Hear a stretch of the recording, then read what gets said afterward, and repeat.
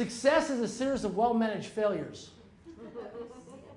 Success is a series of well-managed failures. If you don't wake up some days scared, you're not playing at a higher level. How many can relate to this? You can tell when you're attracting new sets of problems, new sets of challenges into your life. It could be a tax problem. It could be a budgeting problem. It could be a cash flow problem. It could be hiring different staff, more educated people. It could be thinking, oh my gosh, I don't know how to figure this out. I don't know, we have to maybe expand a new business. We have to automate things. When you start getting these business problems and challenges, when you start to get so busy that you can't go grocery shopping for yourself. You don't want to shop. Does that make sense? Yeah. That things start to get in the way. I was in Whole Foods and I'm thinking, why the heck am I here? This is a waste of my time. I can go to askfortask.com and hire somebody to do this. I'm grateful for Ray in the room.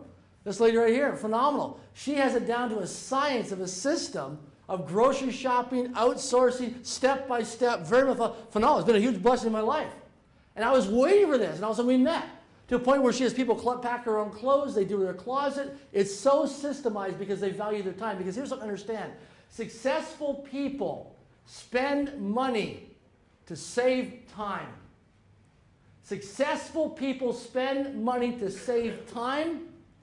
Unsuccessful people waste time.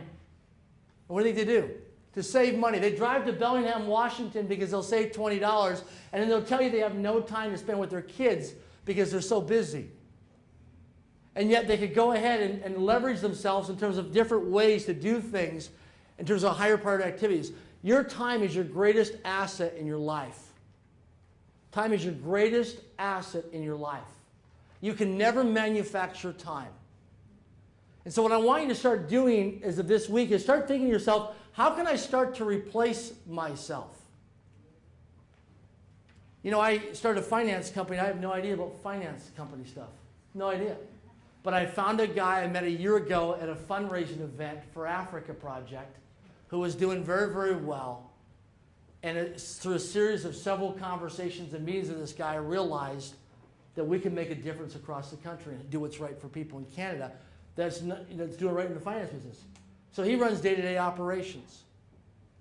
And all I do is I oversee things. And I realized in the last month that I can do exactly what Sir Richard Branson does. I can find good quality talented people. I can create companies. I can help launch them, go out there and find ways to generate revenue, bring in stuff, and then mentor and coach people and scale up and do stuff. One of my goals is to generate $100 million net worth the next 10 years. And then take that money and deploy it into humanitarian philanthropy stuff around the world. Because when you see the difference you can make in Ecuador, Africa, I'm going to India this fall to brothels. They start recruiting young girls at age 5. By age 8, they're sold to the sex trade in India for brothel, for sex. And I'm working with some gentlemen people right now, some good friends of mine, that raised $50 million in 10 years, actually $54 million in 10 years for Africa. And now that project's been complete. Now they're going to India. And it's a whole new level for me. I'm excited and I'm also scared. I don't know what to do. It's a different culture, different experience. But I'm wanting to learn because of progress. You know why some successful people just keep working like a Bill and Melinda Gates or a Donald Trump? They don't have to work. Because it's human potential. It's self-actualization. How far can I go? What can I actually do? How far can I actually do something? Here's something to understand. Watch this for a moment.